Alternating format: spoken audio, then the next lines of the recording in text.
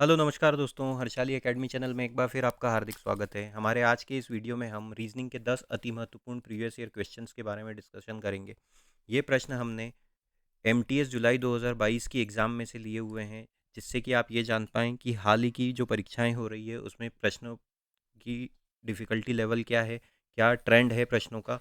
हमने लगभग सभी टॉपिक्स के प्रश्न इस वीडियो में इंक्लूड करने की कोशिश की है, जिससे कि आप अपनी तैयारी और बेहतर ढंग से और सुचारू तरीके से कर पाएँ।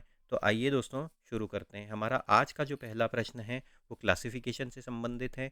हमसे ये कहा गया है पहले और दूसरे लेटर क्लस्टर में जो लॉजिक है, जो आपस में संबंध है, उसी के आधार पे हमें तीसरे से चौथा लेटर क्लस्टर ज्ञात करना है। तो जब भी अल्फ़ाबेट से संबंधित प्रश्न आता है तो हम क्या करते हैं दोस्तों, हम प्लेस वैल्यू के कॉन्सेप्ट का इस्तेमाल करते हैं। हम जानते हैं अंग्रेजी की वर्णमाला में ए से लेके जेड तक टोटल 26 लेटर होते हैं और हम ए की प्लेस वैल्यू 1 बोलते हैं, बी की प्लेस वैल्यू 2 बोलते हैं और इसी क्रम को आगे जारी रखते हुए जेड को हम 26 बोलते हैं।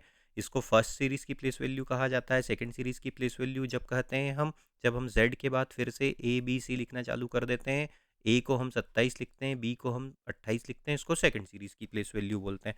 तो अब देखते हैं यहाँ पे क्या दिया गया है। यहाँ पे देखते हैं हमें दिया हुआ है ग्रो, तो जी की प्लेस वैल्यू होती है 7, आर की प्लेस वैल्यू होती है 18, ओ की प्लेस वैल्यू होती है 15 और डब्ल्यू की प्लेस वैल्यू होती है 23। अब इसी प्रकार इसको कैसे कोडित किया गया है, इसको कोडित किया गया है आई टी क्यू डब्ल्यू के रूप में। तो आई की प्लेस वैल्यू होती है 9 और फिर टी की प्लेस वैल्यू होती है 20, क्यू की प्लेस वैल्यू होती है 17 और वाई की प्लेस वैल्यू होती है 25। तो अब देखें यहाँ पे 7 से लेके 9 पे आए, मतलब हमने +2 किया। 18 से लेके 20 पे आए, यहाँ पे हमने +2 किया। 15 से लेके 17 पे आए तो ये +2 किया और 23 से लेके 25 पे आए तो हमने यहाँ पे भी +2 किया है। तो क्या हुआ है, यहाँ पे जो भी लेटर दिया हुआ था उसकी प्लेस वैल्यू में +2 हुआ है। मेट है यहाँ पे METE। एम की प्लेस वैल्यू होती है 13, ए की प्लेस वैल्यू होती है 1, टी की प्लेस वैल्यू होती है 20 और ई की होती है 5। इन सब में +2 कर देंगे तो ये हो जाएगा 15, ये हो जाएगा 3, ये हो जाएगा 22 और ये हो जाएगा 7। 15 पे पाया जाता है ओ, सी पाया जाता है 3 पे, 22 पे होता है वी और 7 होता है जी पे। तो ओ सी वी जी ऑप्शन नंबर 2 हमारा सही उत्तर होगा दोस्तों। अब आगे बढ़ते हैं।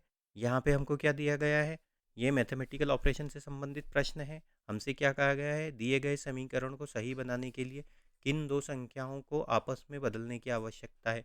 मतलब यहाँ पे हमको एक ये समीकरण दिया हुआ है जिसका मान है 21। अब हमें इस ये देखना है कि इस समीकरण को अगर हमको सही बनाना है तो हमें ऑप्शन में से कौन सा वो ऑप्शन चुनना है जिसमें जो संख्याएं आपस में बदलनी हो। तो जब भी ऐसे प्रश्न आए तो हमको एक चीज़ जो हम शॉर्ट ट्रिक के रूप में इस्तेमाल कर सकते हैं वो है डिवाइड वाला नंबर, डिवाइड वाला साइन। तो यहाँ पे जो डिवाइड वाला साइन है उसके पास वाली दोनों संख्याओं को देखते हैं।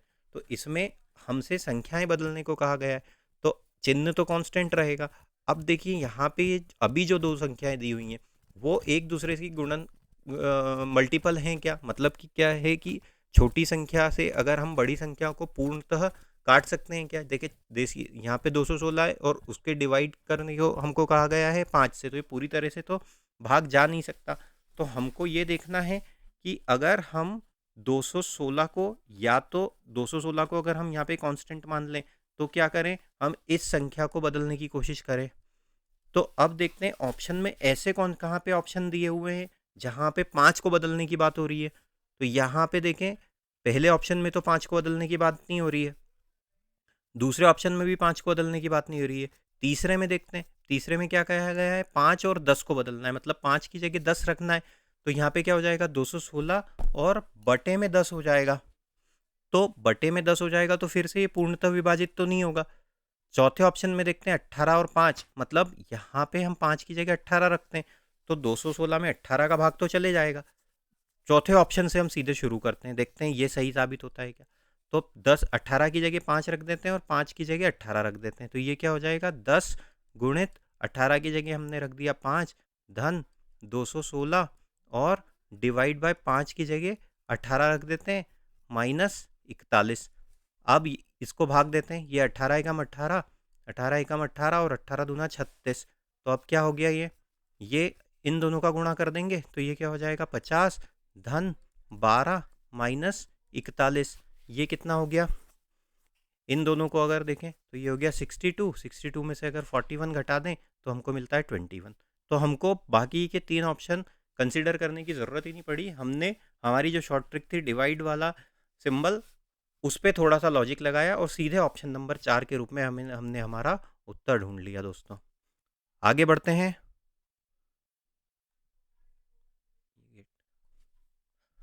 फिर से फिगर से संबंधित प्रश्न है दोस्तों।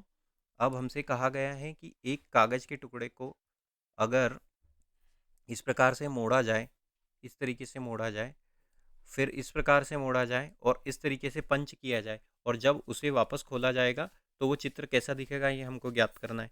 तो सबसे पहले हम देखते हैं कि जब इसको, इस वाले फिगर को खोला जाएगा तो वो किस दिशा में खोला जाएगा? इस दिशा में खोला जाएगा। अब वो कैसा बनेगा? ये तो ये 2 कट यहाँ पे दिख रहे हैं, और ये वाला जो कट है वो ऐसा हाफ कट है। जब इधर खोलेंगे तो ये कंप्लीट हो जाएगा, ये कंप्लीट हो जाएगा दूसरा, और ये इस प्रकार से कंप्लीट होगा। और जब नीचे खोलेंगे तो ये वाला सर्कल पूरा हो जाएगा, और बाकी यहाँ पे भी 2 ऐसे सर्कल बन जाएंगे। तो जहाँ जहाँ पे भी 2 हैं वो हमारे ऑप्शन चल जाएंगे, और 2 से ज़्यादा सर्कल है उसको हम अभी स्ट्राइक आउट कर सकते हैं। तो देखिए यहाँ पे पहले वाले ऑप्शन में इधर 3 सर्कल दिए हुए हैं तो ये रूल आउट हुआ। दूसरे वाले ऑप्शन में ऊपर की तरफ 3 सर्कल दिए हुए हैं, ये रूल आउट हुआ। अब कौन कौन से 2 बच रहे हैं हमारे पास? तीसरा और चौथा। तीसरे में ये पूरे सर्कल दिए हुए हैं, चौथे में ये वाला सर्कल आधा है तो चौथा भी रूल आउट हुआ। ऑप्शन नंबर 3 हमारा सही उत्तर होगा। दोस्तों इस प्रकार के प्रश्नों के लिए आमतौर पे कोई शॉर्ट ट्रिक नहीं हो सकती, हमें प्रैक्टिस के साथ ही ऐसे प्रश्नों को हम अच्छे तरीके से कर सकते हैं। आगे बढ़ते हैं। सिटिंग अरेंजमेंट से संबंधित प्रश्न है ये। अब ये क्या कहा गया है हमसे? 6 लोग, सुमित, आमिष, सैफ, आशुतोष, अनुभव और पीयूष, उत्तर की ओर मुख करके एक सीधी लाइन में बैठे हुए हैं। तो उत्तर की ओर मतलब डायरेक्शन के हिसाब से उत्तर किधर आती है? इसे प्लस के साइन में देखें तो ये ऊपर की तरफ उत्तर होता है, उसके अपोजिट में साउथ होता है, ये होता है ईस्ट और ये होता है वेस्ट। इस प्रकार से ये होता है। अब क्या कहा गया? उत्तर की ओर मतलब इस दिशा में मुंह करके 6 लोग बैठे हुए हैं एक सीधी पंक्ति में। तो ये पंक्ति है हमारी, ये वाली स्ट्रेट लाइन है। अब देखिए 6 लोग हैं तो 1 2 3 4 5 और ये 6, ये 6 लोग हो गए। अब क्या कहा गया है? पीयूष के बाईं ओर केवल एक व्यक्ति बैठा है। पीयूष के बाईं ओर केवल एक व्यक्ति बैठा है। अगर मान लेते हैं यहाँ पे, अच्छा इसमें लेफ्ट और राइट और समझ लेते हैं उससे पहले। इस साइड हो जाएगा हमारा लेफ्ट और इस साइड हो जाएगा हमारा राइट। अब क्या कहा गया है? पीयूष के बाईं ओर केवल एक व्यक्ति बैठा है। अगर मान लेते हैं यहाँ पे पीयूष है, तो पीयूष जहाँ पे भी बैठा है उसके बाईं ओर मतलब लेफ्ट हैंड साइड पे एक व्यक्ति और बैठा है। उस 2 व्यक्ति नहीं हो सकते, तो पीयूष कहाँ पे होगा? इसका अर्थ हुआ पीयूष यहाँ पे होगा, जब भी उसके बाईं ओर सिर्फ एक व्यक्ति हो सकता है। तो ये हो गया हमारा पीयूष। अब क्या कहा गया है? आमिष किसी भी कोने में नहीं बैठा है। आमिष किसी भी कोना मतलब एक तो ये कॉर्नर हो गया और ये दूसरा कॉर्नर हो गया, ही नहीं बैठा है। अब क्या कहा गया है? अनुभव सैफ के ठीक बाईं, अनुभव सैफ से ठीक बाएं बैठा है। अनुभव जहाँ पे भी बैठा है वो सैफ से बाएं बैठा है। अगर सैफ ये है तो सैफ के बाएं पे अनुभव बैठा हुआ है। ये दोनों एक दूसरे के बिल्कुल पास में अनुभव बैठा हुआ है, ये अनुभव है, इसके पास में बैठा हुआ है। अब क्या कहा गया है? पीयूष और आशुतोष के बीच केवल एक व्यक्ति बैठा है। तो पीयूष यहाँ पे है और आशुतोष कहाँ पे आ जाएगा? उसके बीच में, क्योंकि एक व्यक्ति बैठा हुआ है तो ये हो गया आशुतोष। एक व्यक्ति बैठा हुआ है। आशुतोष के निकटतम दाई और कौन बैठा है ये हमको ज्ञात करना है। अब देखते हैं ये वाला जो एक कंडीशन है, आमिष किसी भी कोने पे नहीं बैठा है, ये ठीक है। अनुभव सैफ के ठीक बाईं ओर बैठा हुआ है। तो अगर मान लेते हैं सैफ यहाँ पे है, ये सैफ है, तो उसके बाईं ओर अनुभव तो हो नहीं सकता। सैफ यहाँ पे भी नहीं बैठ सकता क्योंकि यहाँ तो पीयूष बैठा हुआ है। यहाँ नहीं बैठ सकता क्योंकि उसके बाईं ओर एक व्यक्ति और बैठा हुआ है। यहाँ पे तो आशुतोष बैठा हुआ है। तो और सैफ यहाँ पे भी नहीं बैठ सकता क्योंकि उसके पास में अनुभव बैठा है, तो सैफ कहाँ पे बैठा होगा? सैफ फिर इस कंडीशन में यहाँ पे बैठा होगा, क्योंकि सैफ के बाईं ओर कौन बैठा है? अनुभव। तो यहाँ पे कौन हो गया? अब अनुभव हो गया। अब कौन बच रहा है? अब बच रहा है हमारा आमिष। हम इसने पहले ही कह दिया है कि आमिष कोने पे नहीं बैठा हुआ है, तो आमिष कहाँ पे होगा? आमिष फिर सैफ यहाँ पे आ गया है, आमिष यहाँ हो नहीं सकता, तो यहाँ पे कौन होगा? आमिष होगा। और फिर अब बच कौन रहा है? सुमित। आमिष, सैफ, आशुतोष, सुमित बच रहा है, तो यहाँ पे कौन है? यहाँ पे सुमित है। बस ये हो गया। अब हमसे क्या पूछा गया है? आशुतोष के निकटतम बाईं ओर कौन बैठा हुआ है? आशुतोष ये रहा, इसके निकटतम मतलब पास में कौन है? ये है आमिष। ऑप्शन नंबर 3 हमारा सही उत्तर होगा। उम्मीद करते हैं दोस्तों ये प्रश्न आपको पसंद आया होगा। नंबर सीरीज से संबंधित प्रश्न है। जब भी नंबर सीरीज से संबंधित प्रश्न आता है तो हमें संख्याओं के बीच को अंतर को देख के आगे बढ़ना चाहिए। अगर संख्याओं के बीच में अंतर काफ़ी कम है तो हमें हमारा उत्तर प्लस या माइनस से मिल जाएगा। काफ़ी ज़्यादा बड़ा है तो हमें हमारा उत्तर प्लस या माइनस की बजाय डिवाइड या मल्टीप्लाई करने या स्क्वायर या क्यूब की ट्रिक से मिलेगा। तो देखिए इनके बीच का अंतर देखते हैं। 819 है, यहाँ पे 829 है, मतलब ये कितना हुआ? +10 हुआ। 29 से लेके 40 पे आए, मतलब ये +11 हुआ।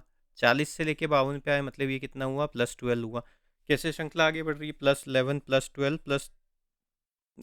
+10 +11 +12, तो ये कितना हो जाएगा? +13 हो जाएगा। 52 में अगर हम 13 जोड़ दें तो कितना मिलेगा? 65। 865। ऑप्शन नंबर 4 हमारा सही उत्तर होगा। अब इसमें हमसे क्या कहा गया है इस प्रश्न में? किसी संख्या का 30% 135 से 15 अधिक है तो संख्या ज्ञात करना है। तो मान लेते हैं कि वो संख्या x है। अब इसमें क्या कहा गया है? x का 30%। x का 30% मतलब गुणा हम 30% से कर देंगे। प्रतिशत किससे कितना ज़्यादा है? 135 से 15 अधिक है। ये 135 से 15 अधिक है, मतलब +15 हो गया। बस अब इस समीकरण को हल करना है तो संख्या मिल जाएगी हमको। इसके परसेंटेज का साइन हटेगा तो ये क्या हो जाएगा? बटे में 100 आ जाएगा। और इधर क्या हो जाएगा? 135 और 15 को जोड़ देंगे तो 150 आ जाएगा। ये 30 और ये सामने इधर काट देते हैं तो ये कितना हो जाएगा? 5 बार कट जाएगा। तो x कितना हो जाएगा? 5 गुणित 100, तो x बराबर 500। और इसका हमको क्या पता करने को कहा गया है? संख्या का 50%। तो अगर संख्या 500 है तो इसका 50% क्या हो जाएगा? इसका आधा, मतलब बटे में 2। तो 500 का बटे में 2 कर देते हैं तो हमको क्या मिलता है? 250 मिलता है।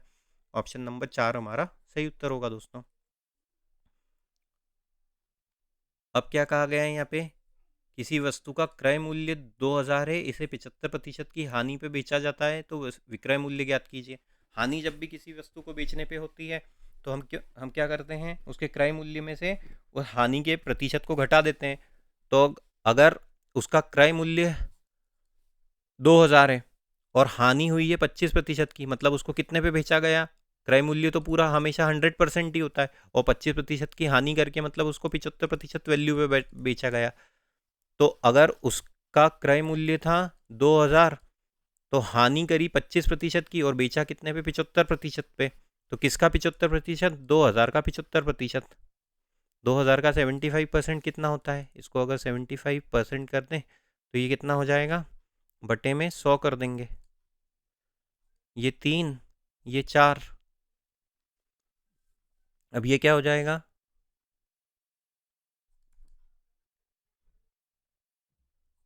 500। आगे गुणा करेंगे तो 500 गुणित 3 मतलब कितना हो गया? 1500। ऑप्शन नंबर 1 हमारा सही उत्तर होगा दोस्तों। फिर से कोडिंग डिकोडिंग का से संबंधित प्रश्न आ गया है। टॉयर को इस प्रकार से लिखा गया है, हेट को इस प्रकार से लिखा गया है, GAYL को कैसे लिखा जाएगा? जब भी ऐसा प्रश्न आता है हम प्लेस वैल्यू का कॉन्सेप्ट लगाते हैं। TOIR इसको लिखा गया है 62 के रूप में। T हो गया 20 पे, O हो गया 15 पे, I हो गया 9 पे और R हो गया 18 पे। तो अब देखते हैं इनको आपस में जोड़ के कितना हो जाएगा? 20 और 15 35 और 20 और 15 35 और 9 44 44 और 18 ये कितना हो जाता है 62। मतलब प्लेस वैल्यू पे जो भी लेटर थे उनकी प्लेस वैल्यू को जोड़ा है। हेट में भी यही लगा है क्या कॉन्सेप्ट, HATE। एच होता है 8 पे, ए होता है 1 पे, टी होता है 20 पे और ई होता है 5 पे। 8 और 1 9, 9 और 20 29, 29 और 5 34, जो इसका कोड है। गेल को कैसे लिखेंगे ये हमको ज्ञात करना है, GAYL। जी की प्लेस वैल्यू होती है 7, ए की होती है 1, वाई की होती है 25 और एल होता है हमारा 12 पे। जोड़ देते हैं 7 और 1 8, 8 और 25 33, 33 और 12 45। ऑप्शन नंबर 3 हमारा सही उत्तर होगा। सिलोजिज्म से संबंधित प्रश्न है, क्या कहा गया है हमें, ऑल बुक्स आर पेन और pens are pencil. Venn diagram बनाएंगे इसका तो कैसा बनेगा, ये हो गई हमारा बुक्स का circle. All books are pens कहा गया है तो पेन का सर्कल इसके बाहर आ जाएगा यहाँ पे, ये पेन का सर्कल हो गया। दूसरा स्टेटमेंट क्या है, ऑल पेन्स आर पेंसिल, तो पेंसिल का सर्कल कैसे आ जाएगा, इसके ऊपर आ जाएगा बस। अब स्टेटमेंट देखते हैं, कंक्लूजन्स देखते हैं। ऑल बुक्स आर पेंसिल्स, जितनी भी बुक्स हैं वो पेंसिल है। हाँ सही है, क्योंकि ये बुक्स का जो सर्कल है पेंसिल के अंदर दिया हुआ है, तो पहला तो फॉलो करेगा। दूसरे में चलते हैं, all pencils are book, pencil का जो सर्कल है वो बुक्स के बाहर है, तो ये वाला जो हिस्सा हो गया ये, और ये वाला हिस्सा ये बुक्स का हिस्सा नहीं है, तो ये वाला सही। ये कंक्लूजन 2 हमारा सही नहीं है। Only option conclusion 1 follow, option number 3 हमारा सही उत्तर होगा। फिर से अब ये क्लासिफिकेशन से संबंधित प्रश्न है। जो संबंध पहले दूसरे में है और तीसरे चौथे में है, उसी के आधार पे पांचवे से छठा हमको ज्ञात करना है। क्या कहा गया है, ACT, इसको इसको कैसे लिखा गया है, KCD के रूप में। 1 3 20, फिर क्या दिया है यहाँ पे, 13 नहीं 11 3 4। क्या अंतर हो गया, 1 से लेके 11 पे आए मतलब +10 हुआ, 3 से तो 3 कांस्टेंट ही है, और 20 से लेके 16 पे आए मतलब 20 से लेके 4 पे आए मतलब -16 हुआ। अब ईयर और OAB में भी यही लिखा है क्या, EAR OAB, ये हो गया 5 पे, ये हो गया 1 पे, ये हो गया 18 पे। ये क्या दिया हुआ है, 15 1 और ये हो गया 2। तो 5 से लेके 10 मतलब +10, ये 0, और 18 से लेके 2 मतलब -16। यही चला है यहाँ पे, +10 0 -16। EYE को देखते हैं, EYE, ई होता है 5 पे, वाई होता है हमारा 25 पे, और ई होता है 5 पे। +10 कर देंगे तो ये हो जाएगा 15, ये तो रहेगा कॉमन तो ये हो गया 25, और इसमें से करेंगे -16, तो अब 16 तो इसमें से घट नहीं सकता, तो इसकी सेकंड सीरीज़ की प्लेस वैल्यू क्या हो जाती है, इसकी सेकंड सीरीज़ की प्लेस वैल्यू हो जाती है 27 28 29 30 31, ये हो जाती है 31 पे। 31 में से -16 कर देंगे तो क्या मिलेगा, 15 मिलेगा। तो क्या हो जाएगा ये, OYO, ऑप्शन नंबर 4 हमारा सही उत्तर होगा। उम्मीद करते हैं दोस्तों वीडियो आपको पसंद आया होगा। इसी प्रकार के वीडियो पाने के लिए हमारे चैनल को सब्सक्राइब कीजिए, वीडियो को अधिक से अधिक मात्रा में शेयर कीजिए। Thank you.